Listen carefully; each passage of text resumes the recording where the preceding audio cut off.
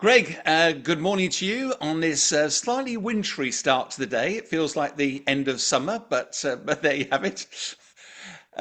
We've going to focus on Ukraine today, mainly because it feels like Ukraine is going backwards slightly, and I've just come back sort of from a week-long visit out there, and I think there's quite a lot we can look at, particularly with Russia attacking Poland, attacking Romania into Estonia's airspace. So it feels like we should indulge ourselves a bit to look at what next for Russia.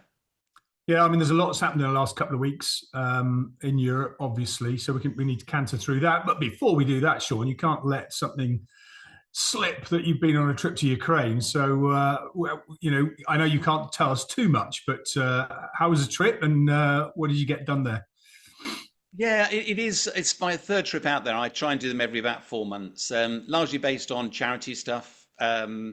First time was purely because having done, you and I do a lot of commentary on the war, but I got reminded I'd never been out there. And so went out there firsthand. And I think each time I go out, we end up doing more and more, trying to save lives. I'll get into that a little bit. But this time it was like I spent half the time in Kyiv, the capital, and half the time in Lviv out to the west. Just before we went out there, there'd been the biggest strikes ever. And my mum contacted me going, "Oh, not happy you going out." And of course, she thought that Kyiv was therefore going to look like London in the middle of the Blitz. But it wasn't. You arrive out there, you walk around the city, buy a Costa coffee. It's a beautiful city, and I didn't, in an hour's walking, find any buildings that have been damaged at all. Clearly, there are devastating attacks happening, but Kyiv is a big city, a bit like London. It's a huge city, and you'll remember during the Troubles with Northern Ireland when occasionally a bomb would blow up in London, and the Americans would turn around to us and say, "How can you live in London?" You'd say, "You do realise this is one building." So it was fascinating, lovely people, Maidan Square. I've got a picture here, is where the flags are fluttering, marking the passing of the of individual soldiers, and incredibly poignant because it's not hundreds or thousands or tens of thousands. There's now heading for hundreds of thousands of these flags, and it's just a really poignant reminder of the huge costs involved. I went to Superhumans. They've lost a lot of soldiers in the fight, but they've also lost a lot of arms and legs. Met a fantastic British soldier. Well, he's a British person fighting for the Ukrainians who'd been injured, lost a lost his foot, but incredibly stoical. And then we were into some of the things we do is try to find. So their air force is not independent like yours and mine at Royal Air Force, like the United States Air Force. It's actually an arm of the Ukrainian army. So every pound that gets spent, they focus on bullets and artillery shells, not on the Air Force. So you've got this slight ridiculous situation where the aircrew is strapping themselves into, air power, fast jets, but they don't have Nomex flight suits. So they haven't got fireproof flying suits. They're flying without life jackets, a lot of them, things that you and I would take for granted. Why do you wear those? It's because if you eject into water, all the crap we wear, you sink. And the Ukrainians have lost 2 aircrew in the last year through drowning. And you Yeah, go, it's amazing, isn't it? We all focus on the high-end kit, but actually, some things that we take for granted just aren't there. And the pace at which they brought some of this kit in, it's hardly surprising that that sort of got left behind. And I know you've made a lot of personal connections over there, and obviously having been there a few times now, I mean that must be quite emotional, actually. yeah, well, emotional is exactly the word. There was one group we met, some of the helicopter guys, and there's a lot of people who talk a good story, but when you actually deliver stuff and actually first of all, you're there, they can't believe you've made the effort to actually get on the ground there. Then um, they're quite surprised to see a British general there because their generals are sort of former Soviet Union times and don't get involved at all. And I remember we were saying farewell to a little group of helicopter guys trying to find out what they need in terms of just morale, support, stuff like that. And this young man just, walked up to me, gave me a hug, then put his arm to his patch, ripped his patch off, put it in his hand and shook my hand, and you went, wow, I can feel myself getting emotional now. It might not mean much to some of the viewers, but that sense of brothers in arms in a way. And we're not getting involved in any of the war fighting. We're just trying to do things to help them stay alive. And Yeah. it's just a real sense of they're losing a lot of people. You meet people that you go, next time I go, I wonder who won't be here. And there's that horrible sense, the stories about the Battle of Britain when, people would turn up for breakfast wondering who was there the next day. It's not quite the same, but it is that sense that it's you and I, but in a different country, Yeah. facing a dreadful war of national survival. Yeah, I mean, I think there's a story yet to be told about the cultural change in Ukraine as well. I mean, not least of which being affected by the war. But you're right about this sort of Soviet era hierarchy that is now adjusting into a very modern, very different way of war fighting, with the youngsters who see things differently and therefore are frustrated perhaps by the pace of change or the flow of money. And yet you've still got a military that's designed, 20, 30 years ago predominantly. So yeah, I mean, not quite the scale of the changes we're going to have to make here in the UK, but it must be fascinating to see that happening whilst being in contact. No, I agree, and I think there are some really interesting questions that it poses because now when you and I were junior pilots, all the generals and idiots. Then one day you wake up and you are one of the generals, and you go, oh, either I'm not an idiot or actually I am. It's just one of the badges of honor you wear. But these Soviet generals, they have been there a long time, and they evidently don't get involved in any of the day-to-day support for the bases. How do you develop new tactics? How do you develop an air warfare center? How do you create? They are literally airborne artillery for the army, and the youngsters have no faith in them. And there is a question that whilst they're still Soviet era people, where does their motivation lie? Do they embrace the fact that the West is giving £3 billion worth of aid? That's just our country. Now you look at the whole of the West, including air power, so F-16s and the like. But if you're not using them the way they were designed to be used, if you're not exploiting air power the way that we have spent over 100 years developing it, are you actually giving it the best shot? We didn't create an independent service, neither did the United States, to make our air power worse. We did it because it was the way to develop the most effective air arm, and without air superiority, it makes life very difficult on the ground. Ukraine doesn't have that, and if they did, would that change the dial on the ground? And I think so. And for me, that's a really good segue into this whole business. That one of the things that they come out with when they're there is they're so grateful to us for the support we provide, but they also hold us partly to blame because of the Budapest memo and giving up, nuclear weapons. But they don't understand why we're holding back. You can't be a little bit pregnant. You're either in or you're out. And the level of support the West is providing is actually stopping Ukraine lose, but probably not. They're still losing, but just not losing as quickly as they might do. And they can't understand why we don't do more. And given that Russia has now attacked Poland, well, they claim they hadn't attacked Poland with 19 drones into Romania, MiG-31s, 3 of them into Estonian airspace. It raises the question that surely the West now should look at some form of no-fly zone again. Poland's foreign minister is urging NATO to consider a no-fly zone over Ukraine, an idea Russia immediately condemned as a direct path to war. Now, you were a big advocate for this a few years ago, weren't you? And we could get into it because I wasn't necessarily a fan then, but I have to say, it feels like the game has changed now. What's your feeling on that? Yeah, I was a fan and still am a fan, basically from minute one, because I felt that Ukraine didn't have the wherewithal to defend itself in the air as it needed to. And that's proven somewhat correct, but actually they've done a really good job of shoring that up with a lot of ground-based air defense, and are probably quite advanced compared to most NATO nations in that regard. But it was the idea that we could, as you say, be half pregnant. And if you remember, it wasn't, not only did we not do something like a no-fly zone, we didn't even gift them aeroplanes for years. because we were worried about the optics and the implications to Russia. So you probably did keep your eye on the news, but let's do a quick catch up of the 2 weeks while you were away. We have had, nothing like Ukraine, but we have had a series of, let's call them nuisance activity, but I would argue it's a bit more sinister than that.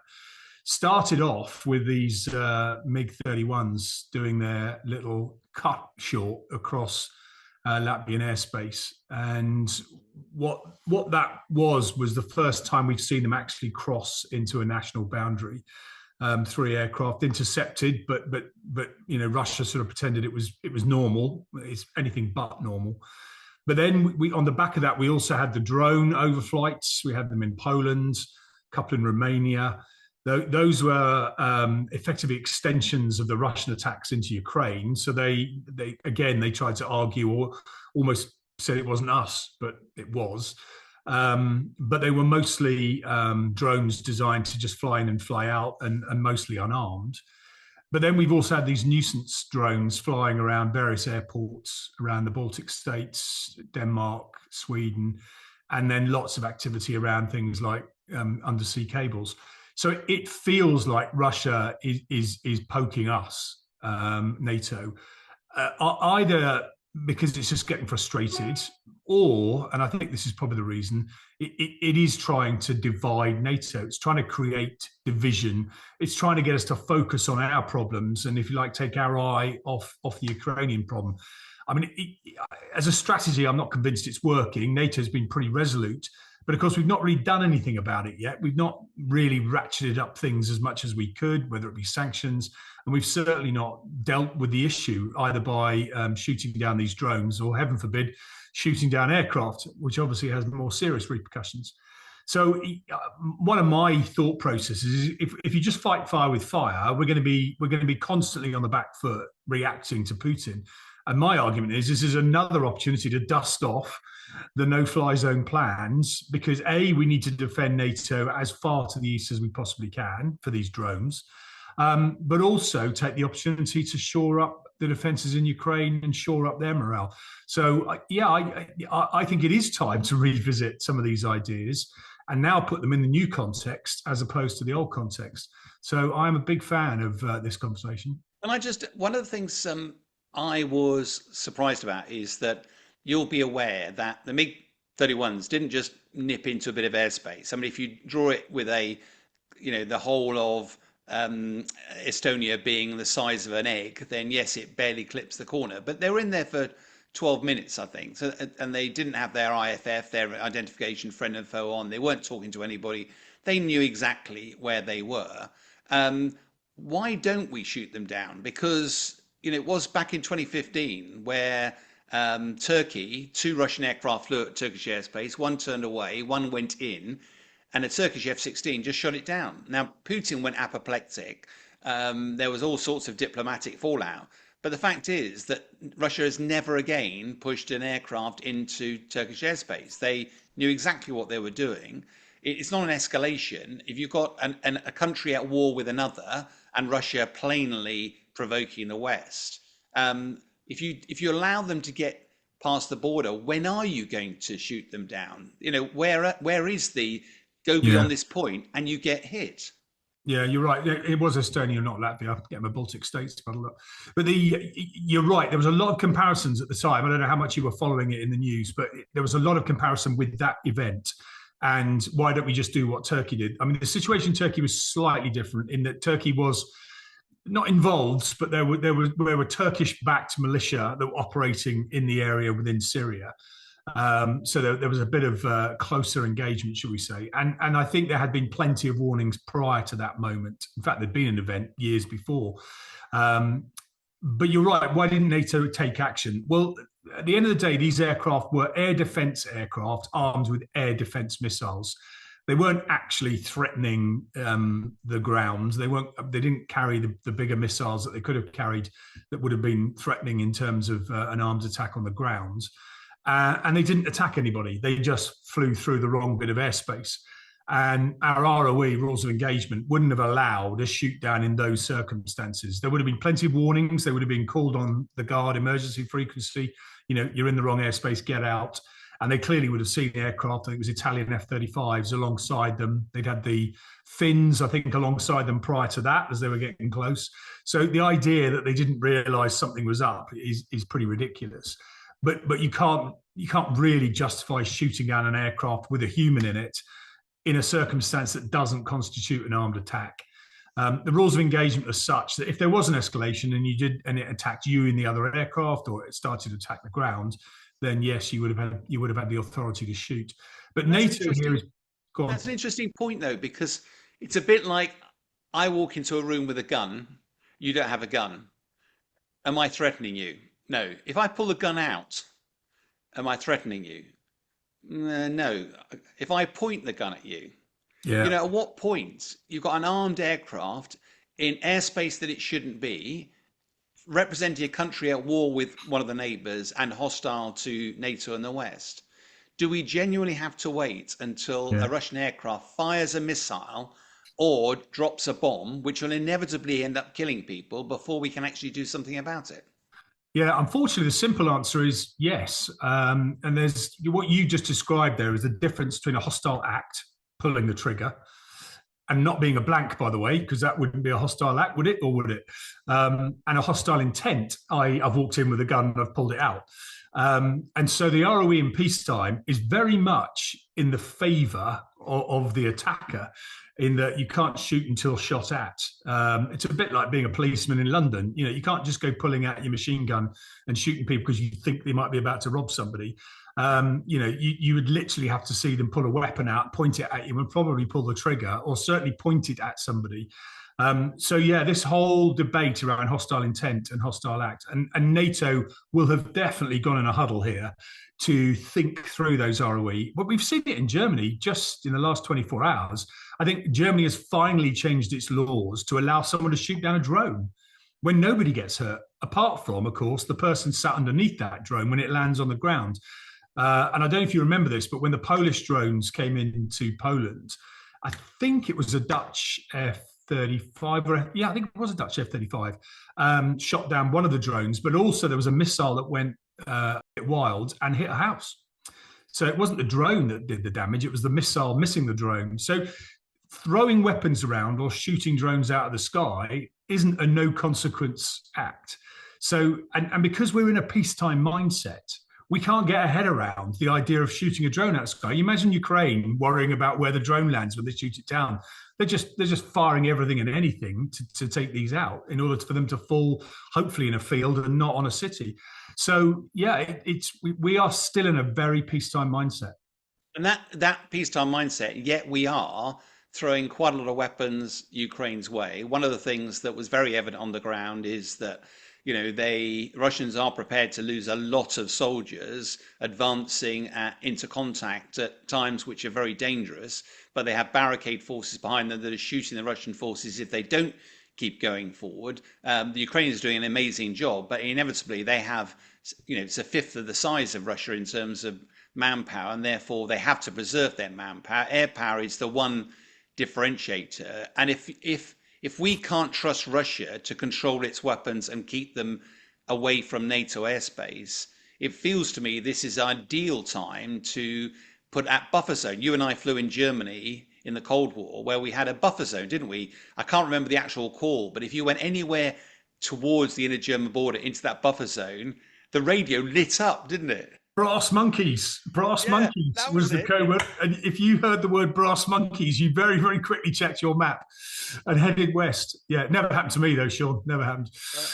I'm not sure. I think it did happen to me. But actually, I was flirting with the edge of it. But of course, when it comes over, everybody in Germany leaps around and sort of go, because we part of our missions were to go backwards and forwards towards the inner German border. But the point being is that you create a buffer zone in order to stop these sorts of things happening. Yeah.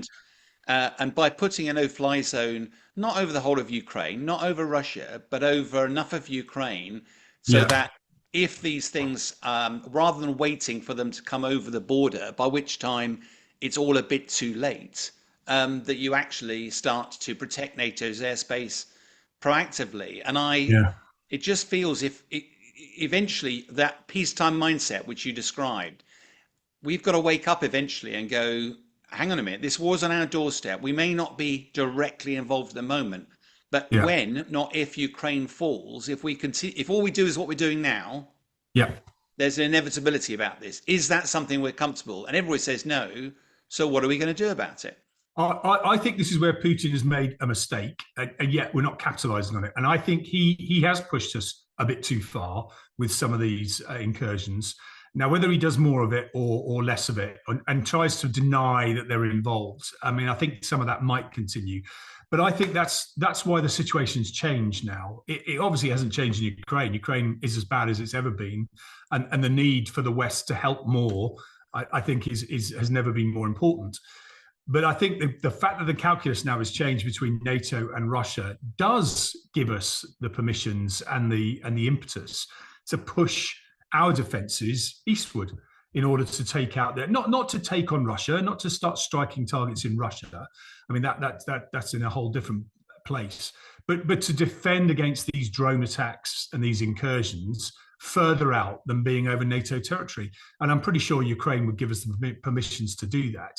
But I think there are a couple of other reasons why this is important. It will also allow us to help Ukraine defend the western part of their country. I signed up to an initiative called Sky Shield, which was, you can Google it and look it out. There's a sort of 20-page PDF on it about setting up what's an integrated air defense zone in the west of Ukraine that not only would provide a buffer for NATO, but would also help Ukraine by taking on some of the air defense in the western region, which will allow them then to focus more effort to the east, or particularly to the center of the country. So it helps Ukraine as well. And I think, going back to your very first point about culture and the Air Force's development in Ukraine, bringing us in and integrating us as to be part of their defensive system will allow them to absorb some of the tactics, some of the ideas, some of the concepts, and that will allow them to shape their Air Force in a way that will develop them far quicker than they currently are. You know, we've kind of given them some F-16s, gave them a manual and said, good luck. You know, there's more to it than that. You know, as you said, the Air Warfare Center, understanding what tactics work best. What are the techniques you need to employ with an AMRAAM or an ASRAAM that give you the higher PK of kill? So this would be such a multifaceted assistance to Ukraine. And I think perhaps the most important thing is it shows Putin that he can't control the agenda here. That, okay, fine, you go and do that. The fact you've now done that, I'm now going to do this, and that's now going to put you on the back foot. And now you're going to have to go to your mates in the Kremlin and explain why I've now got NATO forces flying combat air patrols in the western half of Ukraine.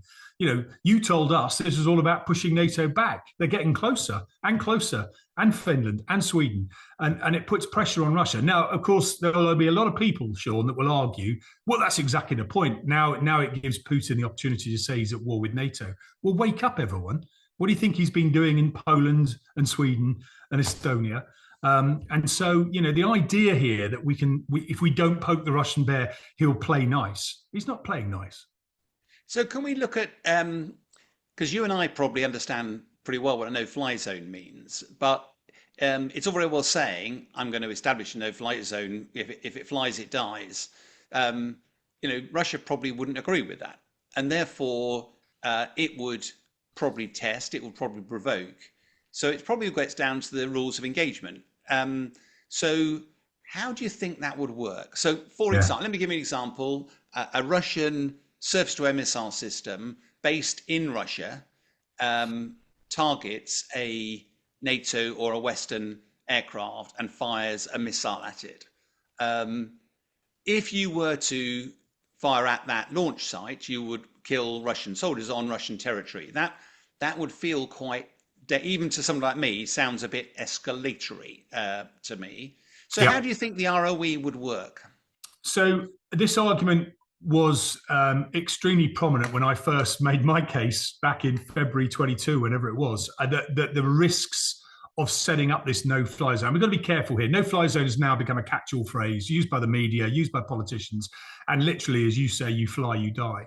We're not talking about a no-fly zone here because we want Ukraine to carry on flying. So we're actually talking about an integrated zone that allows the right activity but stops the wrong activity. In the West, and you and I have done a number of no-fly zones, particularly in Iraq, over many, many years, you in North and me in South probably, where if you were fired at by a system on the ground, you could act in self-defense to then take out that system that was shooting. So it then became almost a no-drive zone because you weren't allowing anything to come close to you that would threaten you, certainly if it attacked you. And there had to be certain, it was a bit like pulling out the gun. We knew the gun was there, but until they aimed it at us, we couldn't do anything about it. But as soon as they turned on a radar, they were fair game. So there's that.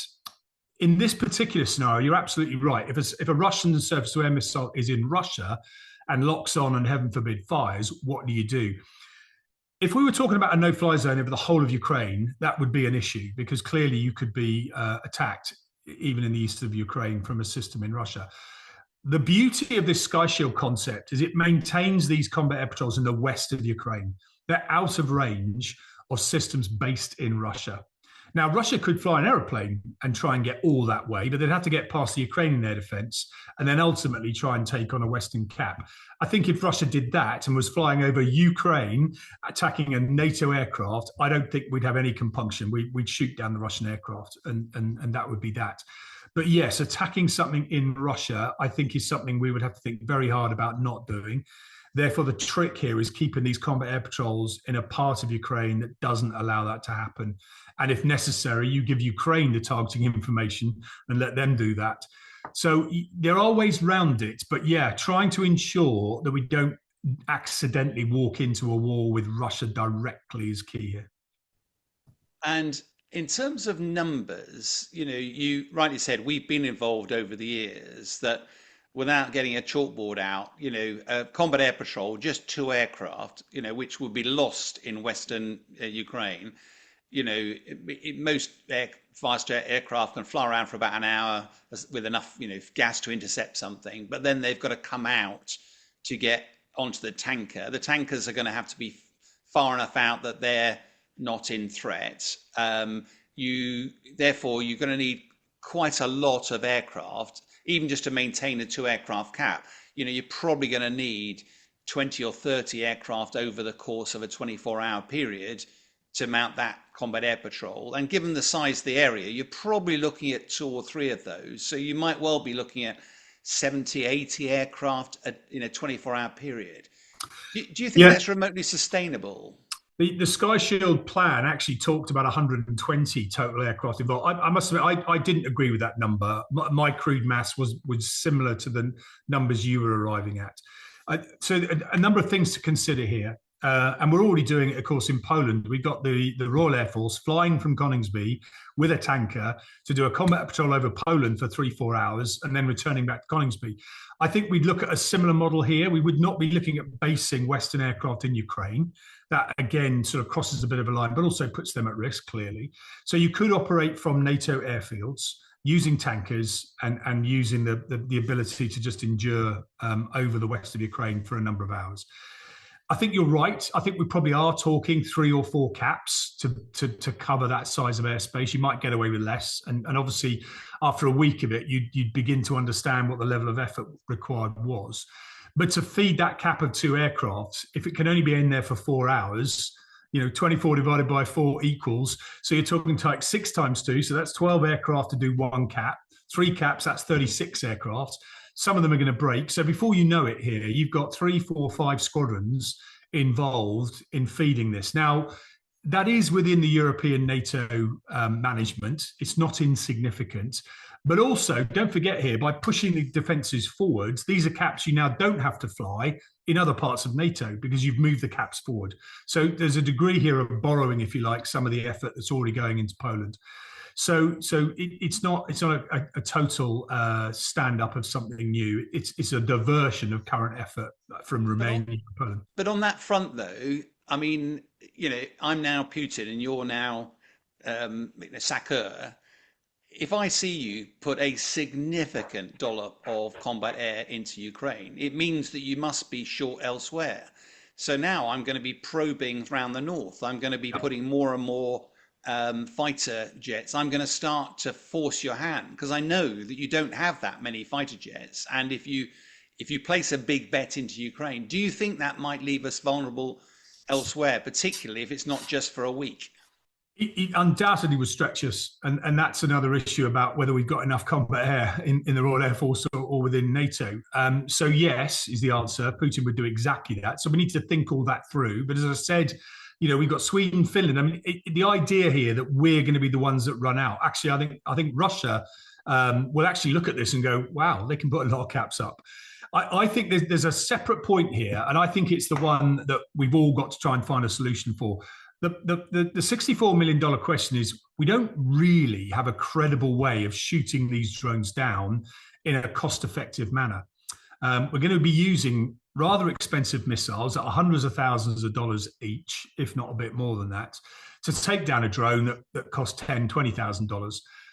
And Putin could run out our war stocks rather quickly if we shoot down one drone with one missile. So we need to find cheaper, more effective, more efficient ways of taking these drones out, because I think that's the message we really need to send to Putin. Not that we can fly 8 caps on the east coast of NATO. It's that if you send 100 drones, you're going to see 100 smoking holes in the ground. Keep sending them by all means. And by the way, the things we're shooting them down with are cheaper than your drones. And now we've learned how to do it. So your wonderful way of drone warfare, we're now proving that it's not going to work against us. So there's a real opportunity here to develop some tactics, to develop some techniques and weapons that begin to negate this drone threat at source, rather than it being seen as the nuisance it is today. And that includes stuff on the ground as well, electromagnetic, etc. So there's a whole attack here needs to be worked out. So that's an interesting one. So so when we talk about combat air patrol, sort of no, let Ukraine do, but are we talking about actually firing at drones? Are we talking about firing at cruise missiles? Is that part of the role you see of that, the no-fly zone? Yeah, I do. I mean, the argument could be, well, if it's flying west, how do I know if it's going to stop in Ukraine, or is it going to come into Poland airspace? So I'm going to engage. It's coming my way. I'm going to engage it early. But I also think let's stop kidding ourselves here. We should get involved in defending the west of Ukraine. I don't see why. Whether that missile is suddenly going to dive into Lviv or whether it's going to carry on to Krakow, it doesn't matter. It's a hostile system. It's in non-Russian territory. It's clearly up to no good. And the idea that you'll shadow it into Poland and shadow it back out as it then hits Lviv seems pretty weird to me. So, yeah, I think we would absolutely be part of the air defense of Ukraine in order to defend NATO. I think how you shoot down drones is an interesting one, because again, chatting to some of the fighter guys, I believe they've lost aircraft out there by flying into the debris, because you can't sustainably use missiles to fire at Shaheeds. I mean, they are $20,000 a time. They're being generated 1,000 a day. You just can't physically generate enough missiles. And even if you could, it's not effective. Whereas if you use guns, then you can shoot these Shaheeds down, but you have to get quite close to do that. And of course, when it explodes, you fly quite close through the wreckage. But what I did see was that they are using some of their attack helicopters, Mi-8s, Mi-24s, I think, because they've got a man hanging out the back with a machine gun, and he can fire sideways with tracer and very effectively shoot these Shaheeds down, because they don't evade. They're straight level. They're good sort of target practice, as it were. So yes, contributing to that overall effect is probably a good use of the no-fly zone. But as you say, we don't have enough missiles now. It feels, I'd be a bit worried if we're starting to sort of further decimate because Russia's generating far more cruise missiles than we are generating air defense missiles, and therefore that would be a dangerous game to get involved in.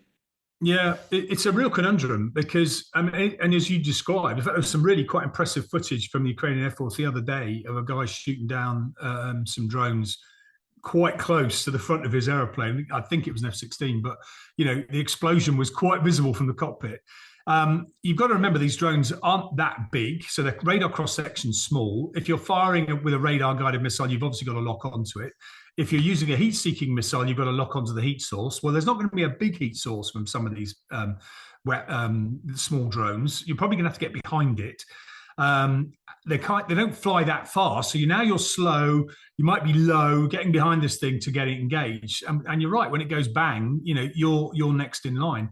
A lot of this is in the dark because that tends to be when the firings are done, which makes it doubly hard for a guy in a cockpit or a girl in a cockpit, trying to maneuver behind these airplanes at night time. So it's not easy. There are some developments though. There's a system that we've now seen on the F-15 that's a laser guided, very small weapon. I think it's called the PKWS.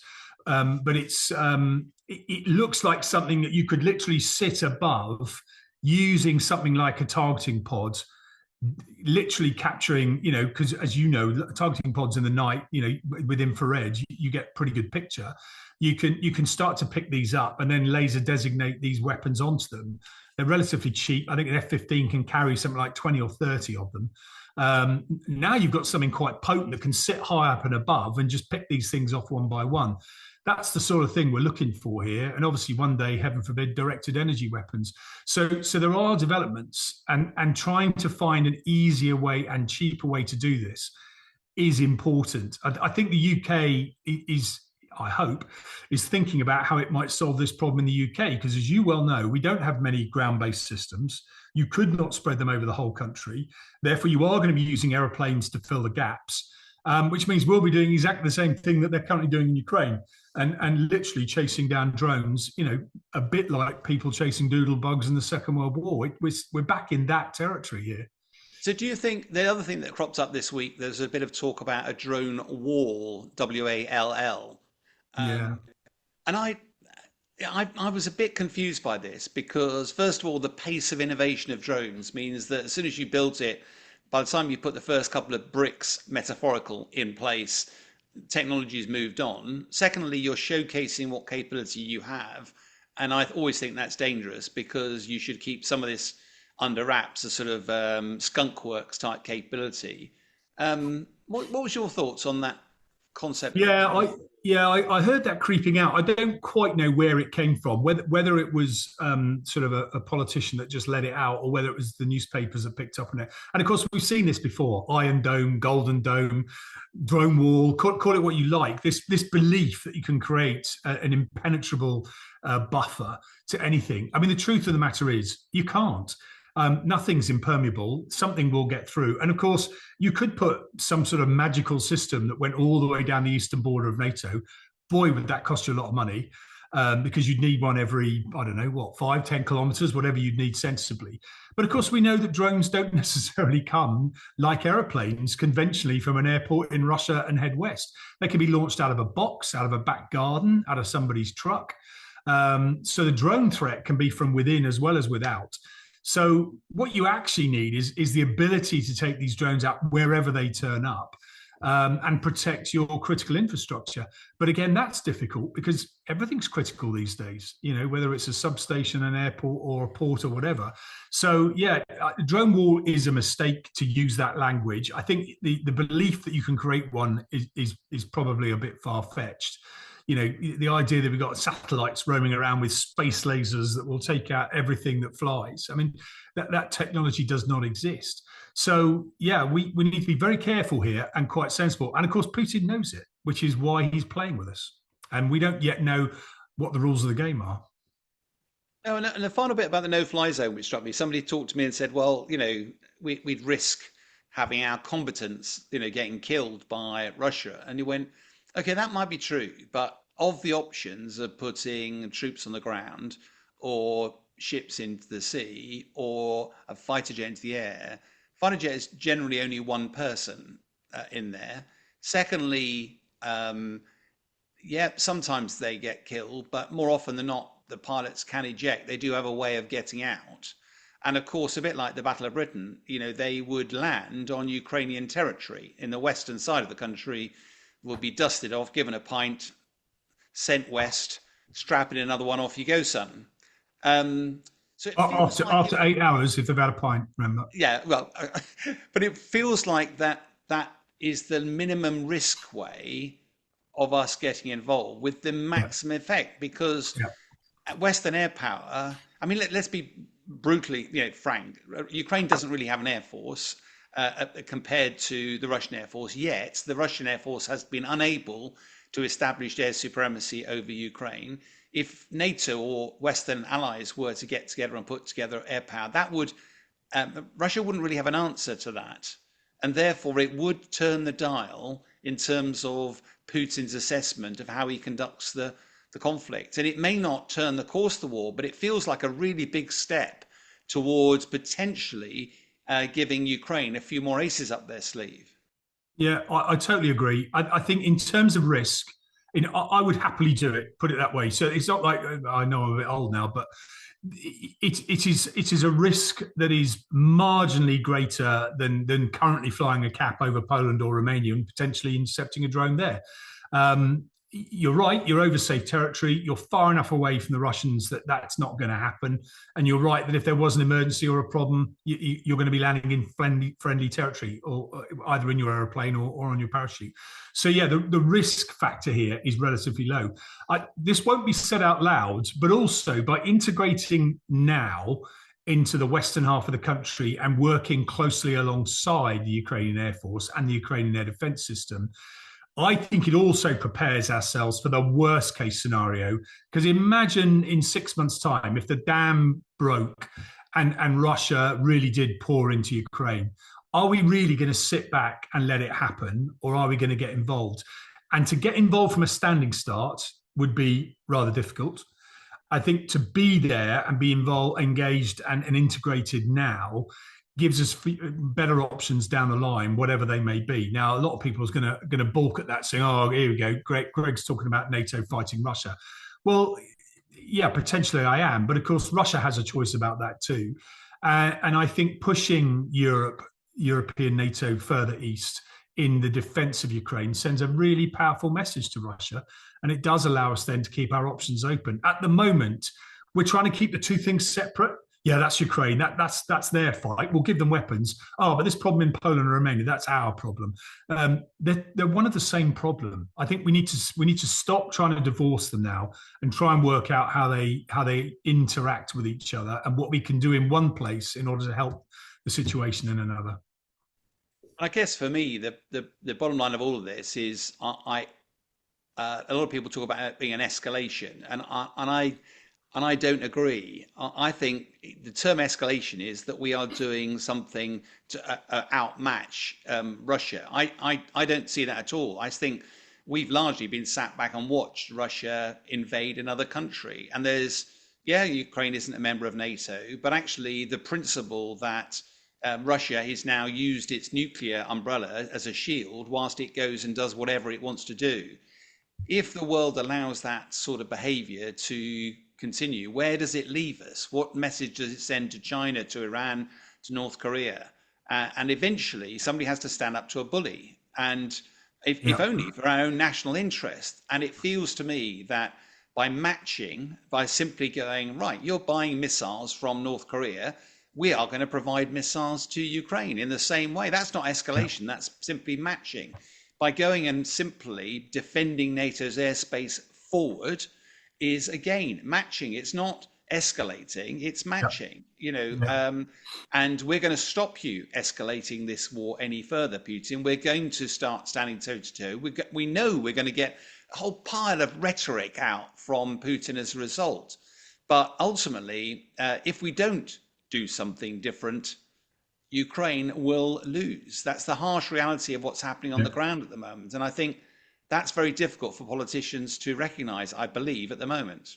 I totally agree. The only person that's been escalating here is Putin from the day this invasion started.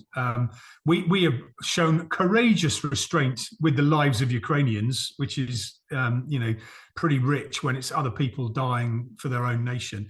We should have been given far quicker. We might see some Tomahawks come in. We might see a bit of a shift in some of the abilities of Ukraine to strike a bit deeper. But I don't, like you say, I don't see this as an escalation. I see this meeting an escalation with further deterrence. And if you use that analogy we use at the beginning of someone's just walked in the room with a gun, well, at the moment, we're letting someone walk in the room with a gun and we've left our gun at home in the safe, or we didn't even buy one in the first place. We need to put the holster on, put the gun in it, and be ready to pull it out when that guy walks in with his gun. And at the moment, we're not doing that. And I think we need to make Putin see that there are consequences to his actions. At the moment, all he sees is division, confusion, and a bit of backpedaling. I think it's time we started standing up, both for ourselves and for Ukraine.